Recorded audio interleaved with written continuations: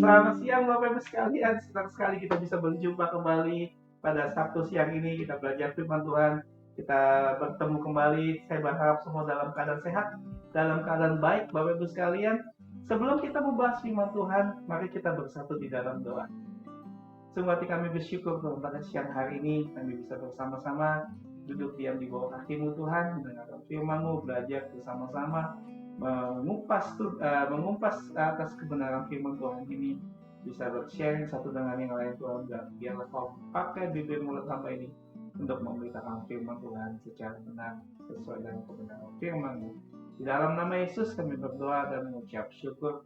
Haleluya. Amin. Shalom Bapak Ibu. Siang hari ini kita akan belajar mengenai panggilan surgawi yang bagian yang kedua. Sabtu lalu kita belajar panggilan surgawi bagian yang pertama. Hari ini kita akan belajar mengenai tentang panggilan surgawi, yaitu ada dua bagian yang akan saya sampaikan. Yang pertama itu ciptaan baru dan tugas baru. Yang kedua, bagaimana kita melayani Dia. Kita akan bahas satu persatu. Kita akan membahas ciptaan baru dan tugas baru terlebih dahulu.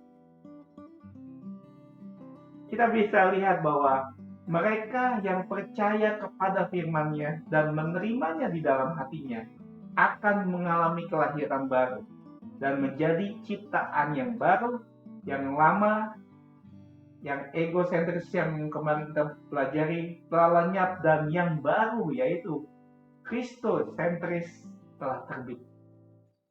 Di hati kita, di pikiran kita harus kita tanamkan. Egosentris yang kita miliki itu kita harus buang jauh-jauh.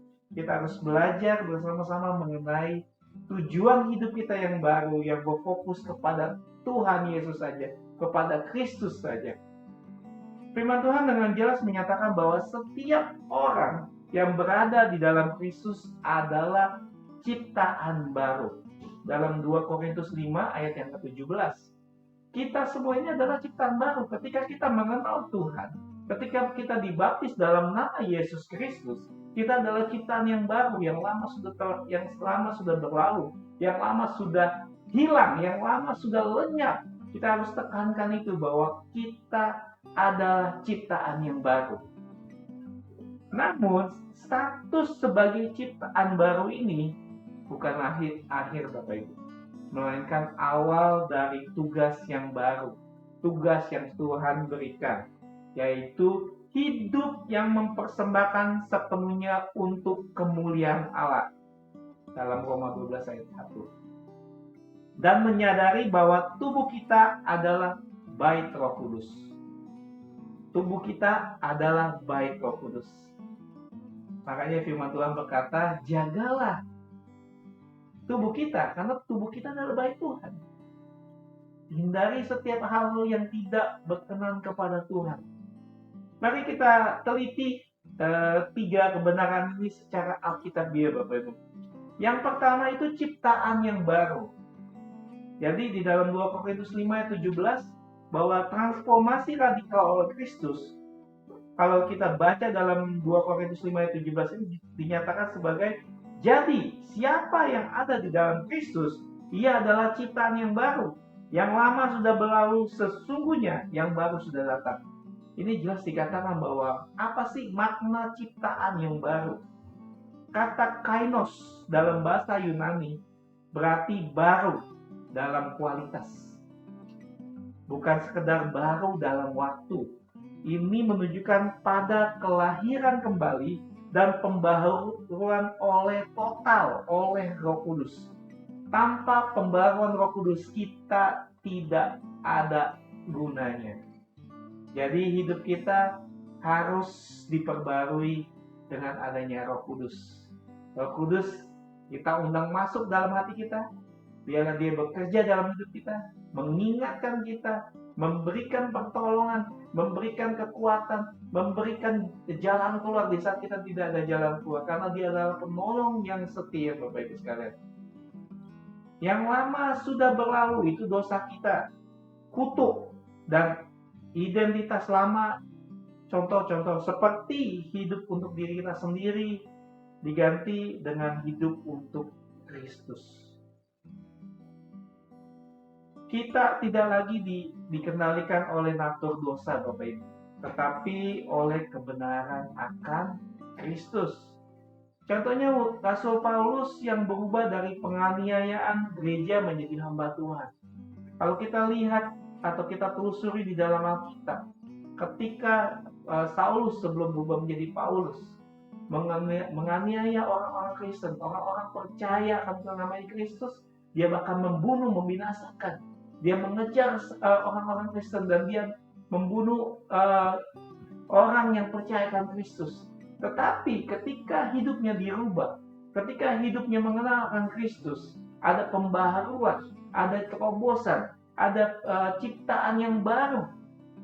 Saulus berubah jadi Paulus. Dan kita bisa lihat bahwa begitu banyak tulisan yang ditulis di dalam Alkitab yang kita baca saat ini, bahwa perjalanan rohani Paulus berubah total karena adanya pembaharuan dan ciptaan yang baru dan Roh Kudus hadir dalam hidup.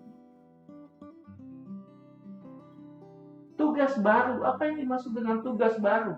Mempersembahkan hidup kita sebagai ibadah yang sejati.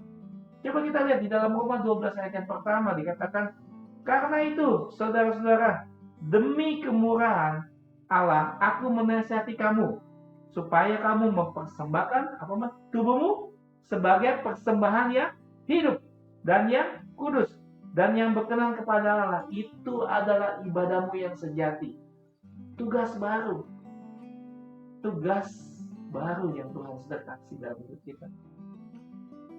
Di dalam konteks Roma 12 ayat 1 ini adalah respon atas anugerah keselamatan di dalam persembahan hidup kita. Anugerah yang Tuhan sudah berikan, anugerah keselamatan itu. Ketika kita jauh dari Tuhan, bukan ciptaan yang lama, begitu banyak dosa, begitu banyak mungkin penindasan, kita bisa lihat bahwa kita jauh dari atas namanya keselamatan itu, karena kita mendapatkan anugerah yang baru dari Tuhan. Persembahan yang hidup berbeda dengan persembahan binatang di bagian yang lama. Kita dipanggil untuk hidup kudus setiap hari. Ibadah yang sejati, kata firman Tuhan, bukan sekedar ritual, tetapi penyerahan total. Penyerahan total akan apa? Pikiran kita, perkataan kita, dan perbuatan kita harus sesuai dengan Kristus, harus sesuai dengan kebenaran firman Tuhan. Yang mengubah pola pikir, yaitu adalah firman Tuhan. Yang mengubah kehidupan kita dari dosa yang lama menjadi ciptaan yang baru adalah kebenaran firman Tuhan dan anugerah keselamatan itu. Menggunakan karunia untuk melayani Bapak Ibu. Bagi Bapak Ibu atau teman-teman atau rekan-rekan yang menonton channel ini, mari, pelayanan itu banyak. Kita bisa melayani apapun. Kita bisa melakukan apapun tugas kita untuk melayani. Bukan hanya tampil di mimbar, main musik, WL dengan suara yang bagus. Enggak, bukan itu. Pelayanan itu banyak. Kita bisa menginterpretasikan kasih kita kepada orang lain yang belum mengenal Kristus. Itu tugas kita. Banyak di luar masih banyak Bapak Ibu pelayanan kita bisa ambil. Menjenguk orang sakit, berdoa untuk orang yang sakit, berdoa untuk orang yang membutuhkan, memberikan kekuatan. Itu pelayanan. Kita semua bisa melayani Tuhan. Semua bisa untuk melayani Tuhan. Karena apa? Kita dipanggil untuk melayani, menggunakan karunia untuk melayani Tuhan. Yang ketiga itu tanggung jawab baru.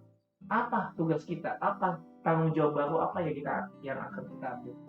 Tuhan adalah bait Roh Kudus. Dalam 1 Korintus 6 ayat 19. Atau tidak tahukah kamu bahwa tubuhmu adalah bait Roh Kudus yang diam di dalam kamu?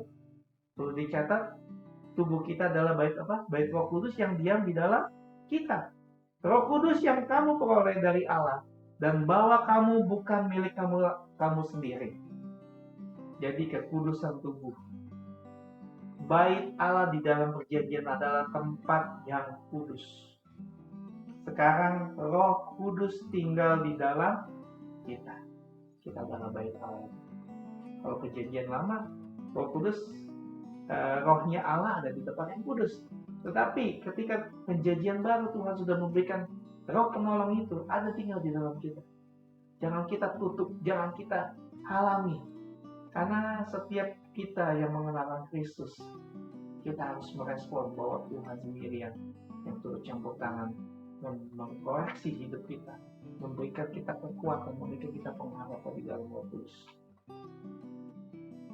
Dosa, mungkin banyak dosa seksual, penyalahgunaan tubuh seperti narkoba, pemalasan, apapun, atau kebiasaan-kebiasaan duniawi yang mencemarkan baik kita. Kita harus buang itu, kita harus hindari itu. Dan Tuhan sudah memberikan anugerah keselamatan itu bagi kita sekalian. Jadi memuliakan Allah di dalam tubuh, menjaga kemurnian, menjaga kesehatan dengan tubuh untuk pelayanan. Kita harus menjaga tubuh kita, kesehatan yang Tuhan beri. Jangan kau berikan hidupmu untuk bekerja 7 days, tetapi luangkan waktu untuk kita bisa melayani Tuhan, berkomsel, kita bisa menyembah Tuhan. Karena kita adalah bait Allah, Bapak Ibu sekalian. Ciptaan baru adalah suatu yang anugerah, tetapi tugas baru adalah tanggung jawab kita. 2 langkah praktis, Bapak Ibu, 3 langkah praktis yang ingin saya sampaikan.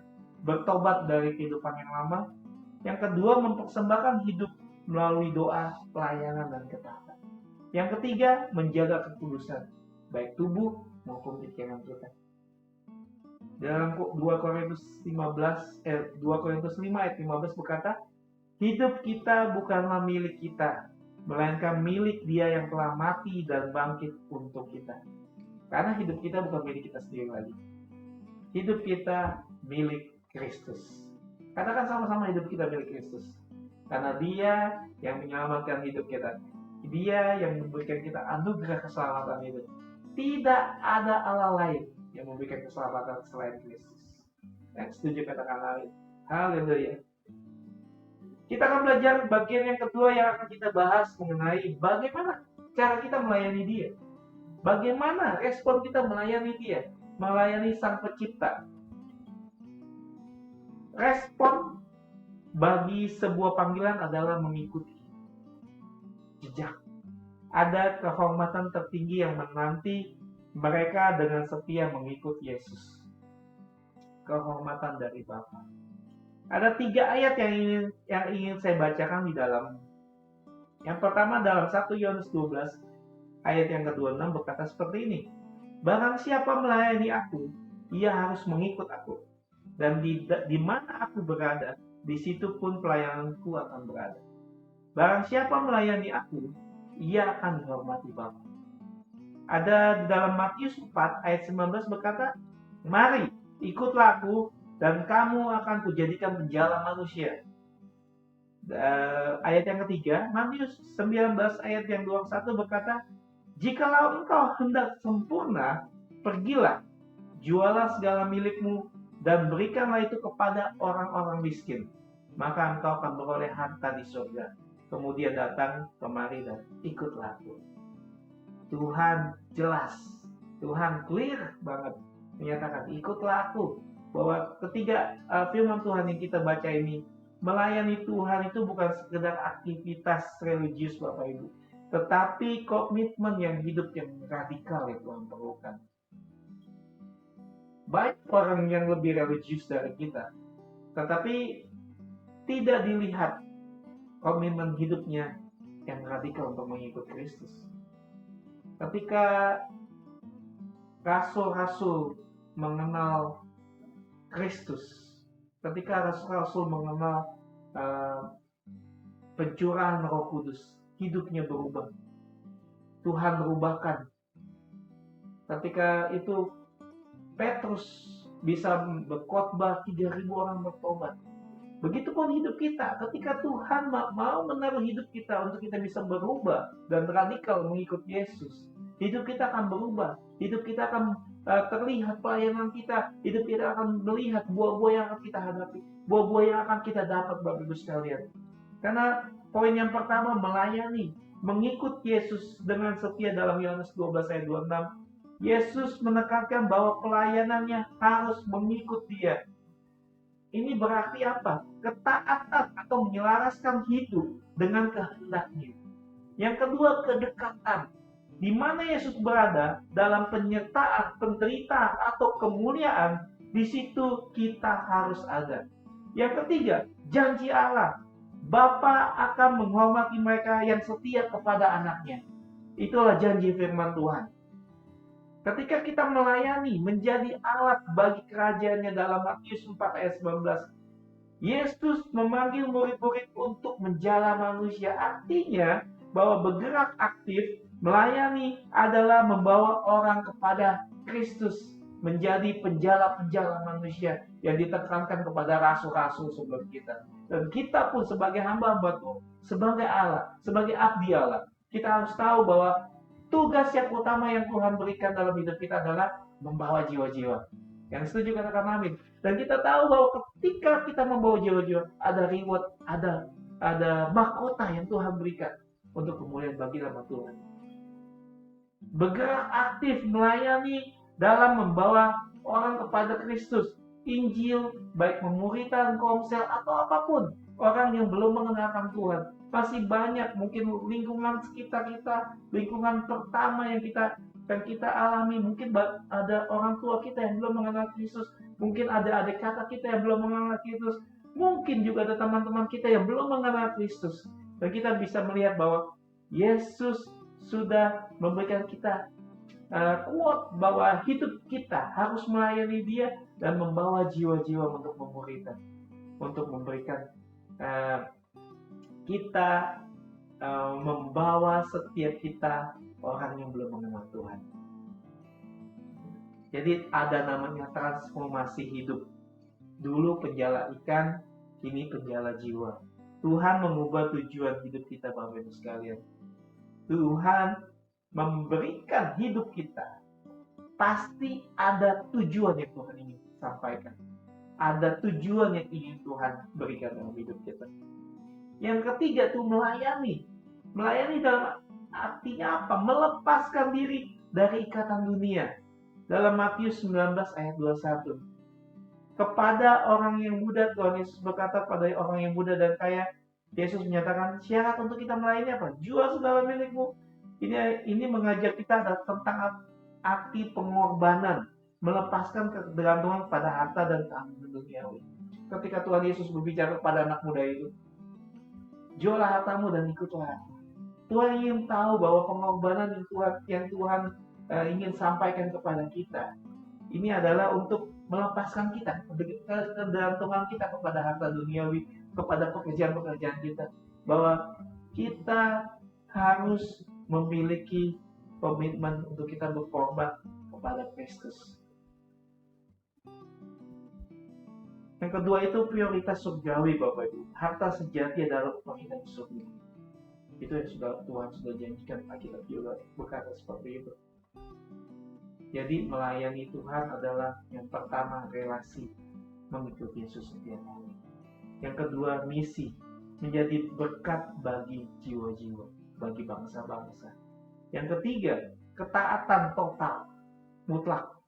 Berarti melepaskan apapun yang menghalangi kita. Mungkin pekerjaan kita kan, mungkin harta kita kan, atau apapun yang menghalangi untuk kita bergerak. Demikian firman Tuhan yang bisa saya sampaikan pada siang hari ini, Bapak Ibu. Kita akan kembali minggu depan pada jam yang sama, jam 1 siang waktu Sydney.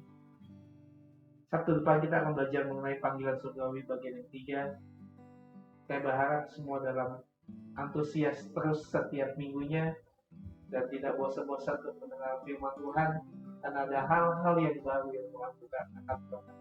Biarpun kecil, Tuhan akan bukakan poin-poin untuk Anda, Bapak Ibu sekalian. Dan saya percaya firman Tuhan yang saya sampaikan, yang saya bagikan, bukan hanya didengar, tetapi kita bisa mendapatkan rema, poin-poin yang kita bisa dapatkan. Salam sukacita selalu. God bless you. Tuhan Yesus memberkati. Shalom.